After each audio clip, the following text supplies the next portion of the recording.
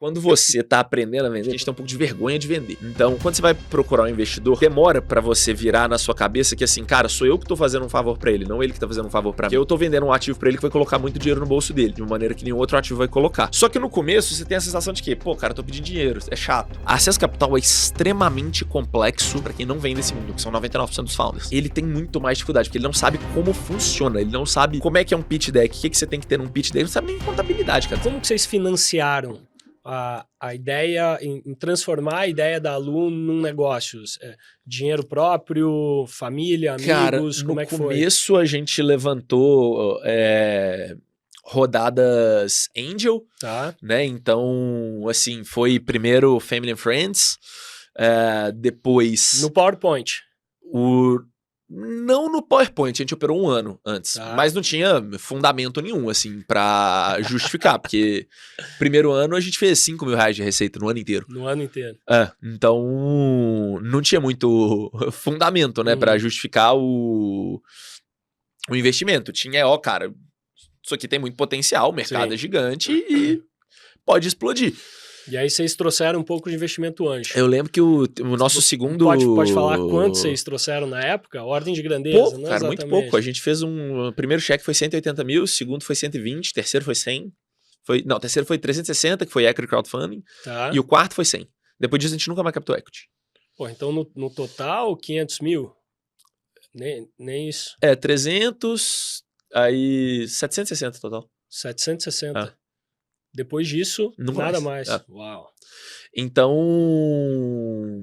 foi muito assim, foi uma coisa que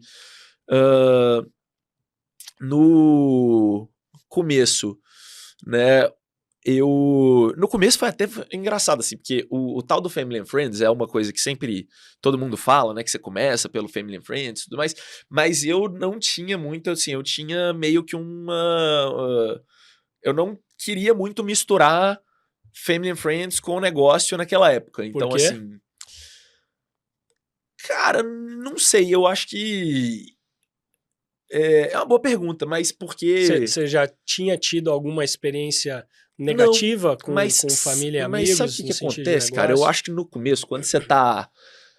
quando você tá aprendendo a vender, quando você ainda não sabe vender, eu acho que a gente tem um pouco de vergonha de vender. Então, quando você vai procurar um investidor... demora pra você virar na sua cabeça que assim, cara, sou eu que tô fazendo um favor pra ele, não ele que tá fazendo um favor pra mim. Porque eu tô vendendo um ativo pra ele que vai colocar muito dinheiro no bolso dele, de uma maneira que nenhum outro ativo vai colocar. Só que no começo você tem a sensação de que, pô, cara, eu tô pedindo dinheiro, é chato. Né? Então, vou lá no meu pai, no meu tio, no amigo da família, tá, pra pedir dinheiro. Né? Então é uma coisa que eu acho que é vergonha mesmo que você fica no começo de até sem entender que... Eu tava conversando disso com minha noiva esses dias, assim, que ela tava perguntando, ela é influenciadora, né? Eu tava falando pra ela criar que é uma coisa que eu acho muitos influenciadores que tem um processo comercial para prospectar publis, né? Que é o modelo de negócio deles, é vender publi. E ela, sem prospectar, ela já tem ali algumas que chegam todo mês, então eu falei, você tem que prospectar. Ela falou, mas eu vou chegar e vou vender o que pro cara? Eu vou chegar e tal, e falar, pô, pedir, tal. Falei, velho, pensa que você não tá fazendo um favor pro cara. Você tá vendendo uma coisa pra ele que vai colocar dinheiro no bolso dele. Você tá colocando dinheiro no bolso dele. São negócios. Né? E é bom pra quem compra. Esse que é o ponto. Assim, Exatamente. investir no business é bom pra quem tá investindo. É melhor pra quem tá investindo até. Então... Porque esse cara vai ganhar muito retorno. Sim. Então, cara... Eu acredito que foi muito por isso. E aí no começo, então eu tava procurando, assim, prospectava no LinkedIn, tal, tava tentando procurar algum angel. E aí o meu pai, que virou pra mim proativamente, eu nunca fui te falar muito sobre dinheiro com meu pai e tal, então eu não tinha muita ideia, assim, pô, se a renda dele era alta ou baixa, tipo... Você tem uma noção do padrão de vida de sua família, né? Mas você não sabe exatamente disso pra qual que é o número... Você tem 100 mil menor de ideia, quanto que ele patrimônio ou tem 10 na milhões. Conta, exato, menor ideia. E aí, um belo dia... Só que eu tinha reparado que, assim, ele tava... quando eu tinha... Ele tinha tido um crescimento na carreira dele. Porque quando eu tinha, sei lá, 8, 10 anos de idade, nossas férias era... Guarapari e viajante de carro. E aí, nessa época, a gente tava, indo pra Disney e, lógico, não era, pô, esbanjando e tal, mas Sim. eu tinha reparado que o padrão de algumas coisas tinha mudado. Ele tinha reformado a casa, ele tava com um carro mais legal tal. Então, tinha reparado que, assim, ele tinha dado uma guinada na carreira dele. E aí ele virou pra mim e falou, filho, me explica, me conta tal coisa da Alugator, né, que na época era Alugator, não era Alu. Pô, vocês estão fazendo tal coisa, tal. Ele meio que me viu fazendo, começou a estudar sobre, aí viu o case de uma empresa lá da gringa, tudo mais, descobriu alguns cases, viu um negócio lá de investimento anjo. É difícil explicar pra família o que a gente faz, né? Pois é. Só que assim, ele mesmo que começou a pesquisar, tal, pra ele se inteirar. E ele é um cara que aprende muito rápido, cara. Meu pai é impressionante, assim. Ele vê um tutorial no YouTube de como consertar um iPhone, em 5 minutos ele conserta um iPhone. Que não é trivial consertar um iPhone. E aí ele virou pra mim e falou, beleza, queria que você fizesse um pitch pra mim. Eu falei, pô, tá usando até o termo, né? Beleza. Aí eu falei, isso é uma coisa também estranha. Eu liguei pro Santana, que é o meu sócio, né? Falei, ô Santana, bota a camisa social e vem aqui pra casa. Que eu tô achando que tem alguma coisa aqui. Aí, beleza. E aí ele pediu pra fazer o pitch, ele perguntou, quanto é que vocês querem levantar? A gente queria levantar 200 mil na época. Aí ele falou, cara, eu ofereço 180. Aí eu falei, pô, mas por que eu vou fechar 180 com você e não 200 com outro investidor? Ele, porque eu sou seu pai. Então, assim, isso é bom pra você e pra mim. Tanto eu tenho que ter uma vantagem por ser seu pai, quanto você também tem que aproveitar aí, que, pensa que comigo eu não vou ficar te enchendo o saco com advogado, com contrato e tal. Você apertou minha mão, eu te mando dinheiro. E vai aí, beleza. tempo, então, veio organicamente dele. E aí, a gente conseguiu construir algumas coisas, crescer um pouquinho ali tal. Nada relevante, né? Assim, a gente fez 5 mil reais de receita no primeiro ano, 20 no segundo. É 4 vezes, mas é 5 mil para 20 mil. Então, ainda não pagava as contas e tal. Mas aí um dia ele comentou com um amigo dele, aí o amigo dele me ligou, falou, cara, pô, vi o que vocês estão fazendo, achei legal, tal, como é que funciona isso de investidor anjo, tudo mais, eu tenho uma grana aqui para investir e tudo mais, aí eu negociei com esse cara. Esse cara foi muito engraçado, inclusive, que virou para mim, depois que a gente assinou o contrato, né, virou para mim... Ele é amigo do teu pai. Tá.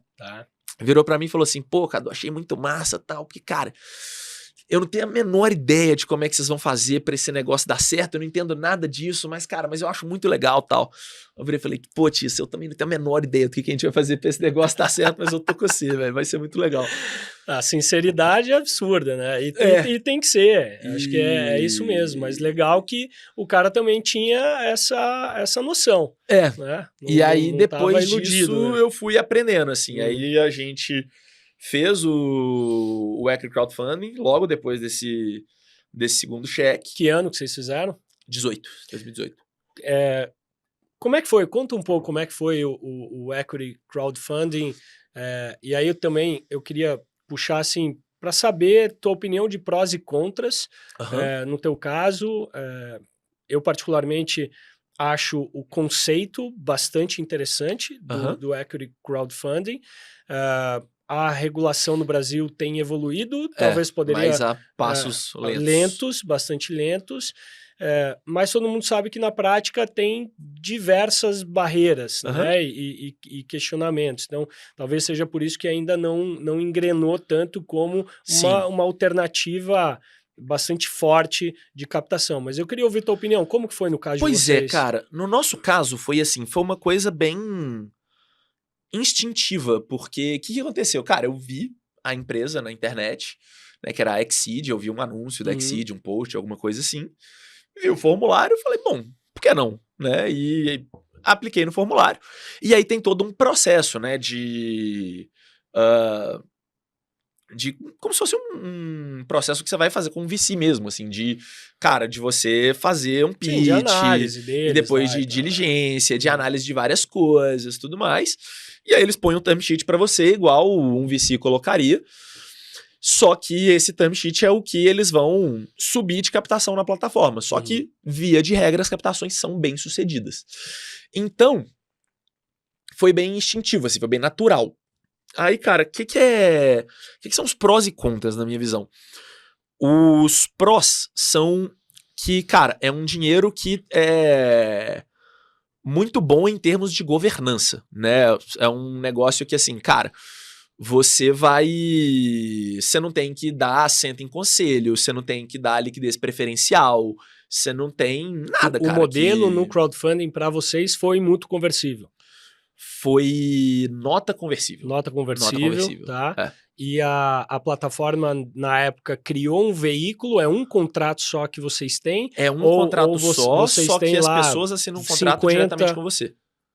Então você tem 50 contratos, mas uma minuta, dentro do mesmo padrão. Uma minuta padronizada, não tem especificidade de cláusula nenhuma, mas você tem lá, sei lá, 50 contratos diferentes. Exato. Quer dizer, 50 contratos com o mesmo teor e cláusulas e mecânica, mas você tem isso. Exato, tá exatamente.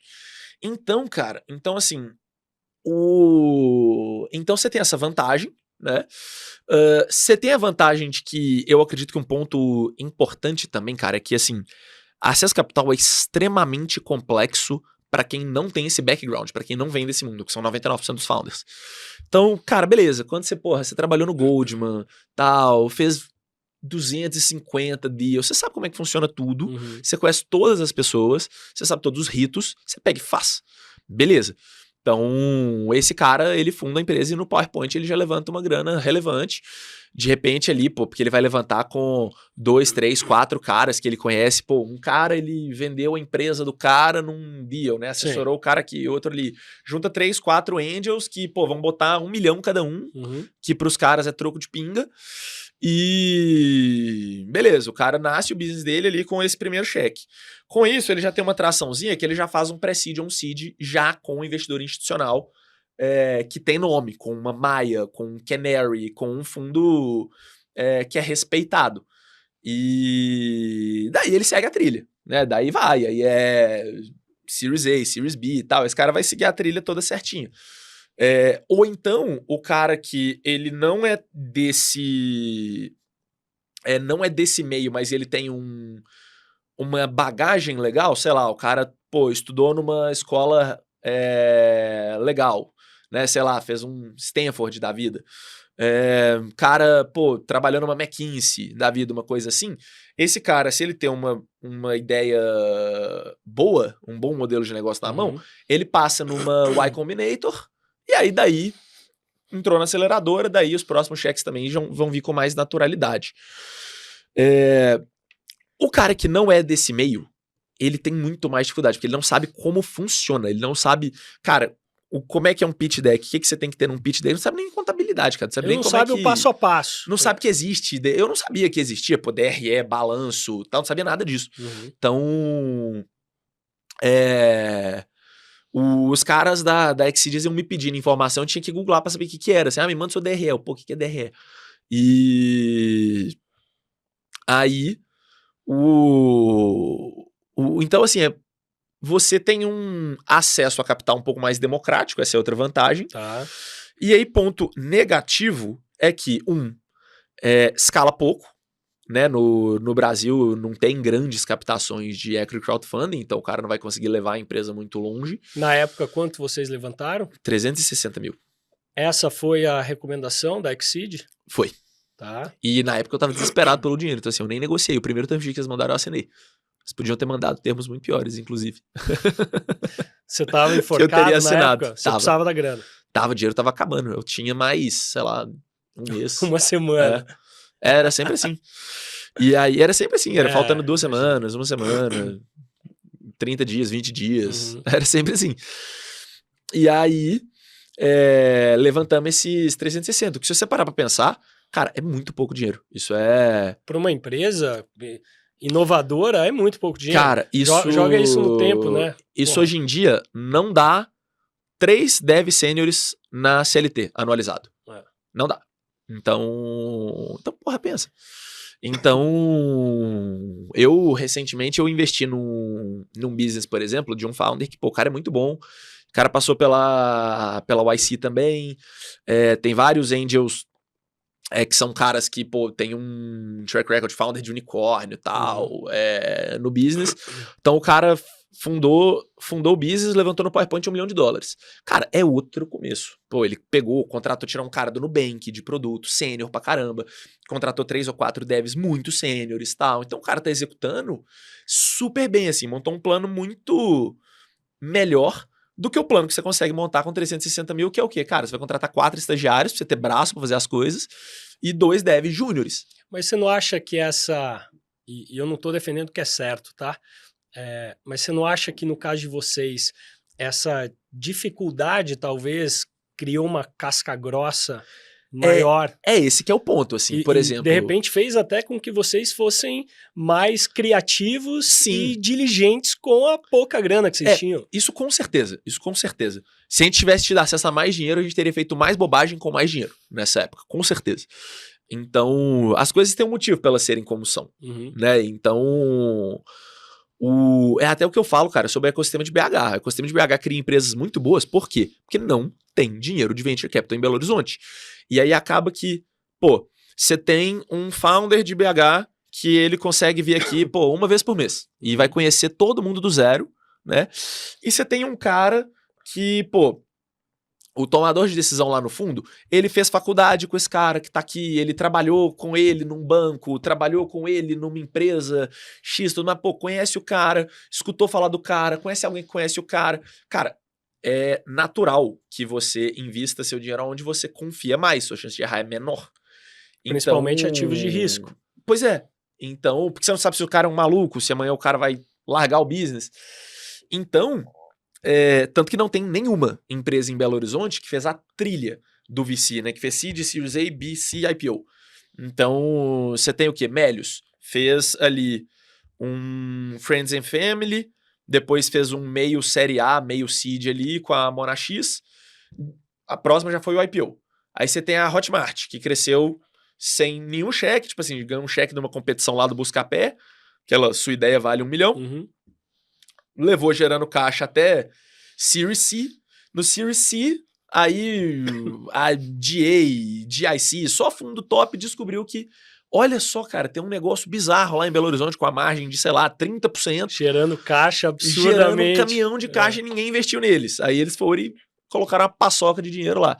Mas todos, cara, foram rodadas esporádicas, não foram...